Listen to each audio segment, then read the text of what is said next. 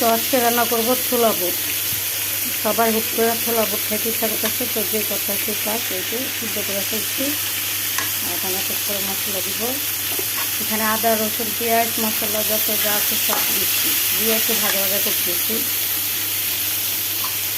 একটু হলুদ দিব। আর এই ছোলা বুট ভাজি করতে গেলে একটু আদা রসুনটা বেশি লাগে।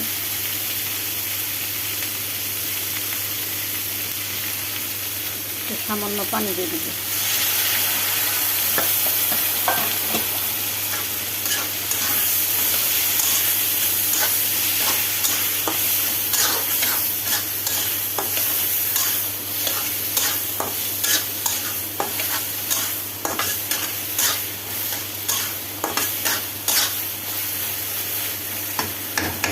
ভালো মতো মশলার গন্ধটা চলে গেলে একটু ঢেকে দিই।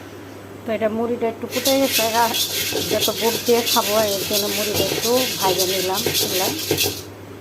ফুটাই গেলে এরকম মুড়ি ভাজা নিলে মশলা থাকে, একটু ভাজা নিলাম, একটু ভাজা নিলাম। এখানে একটু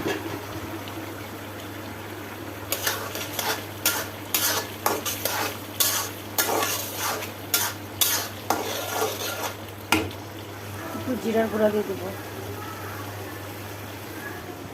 বাসায় থাকলে সবাই কত কিছু যে খাইতে মনে চায় বলার বাইরে, কারণ থাকে না। যে দেখছেন কথাটা যেটা আমার মুড়ি দাও ফিরে যাচ্ছে না, মনেই নেই মুড়ি রাতে বসে আসছে, একদমই মনে নেই। দেখছেন মুড়ি দিয়ে বসে সে আর ফিরে গেছে, কী যে করবো। আর বাসায় সবাই মিলে একসাথে থাকলে যে কোনো খাবার এমনিতেই মজা লাগে।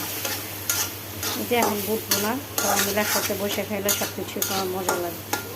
তো এই তো আমার হয়ে গেছে, আর এদিকে মুড়ি ভাজাও হয়ে গেছে, আর মুড়িটা পুরেও গেছে। দেখছেন এই তো আমার মুড়ি সব কিছু রেডি। ছোলা, এই যে কাঁচামরিচ পেঁয়াজ আর একটু সরিষার তেল দিব। আর এখানে যে খাবে, যে একটু কামড় দিয়ে মরিচ খাবে, 3টা মরিচ দিলাম, আর একটু সরিষার তেল দিয়ে দিব উপর দিয়ে।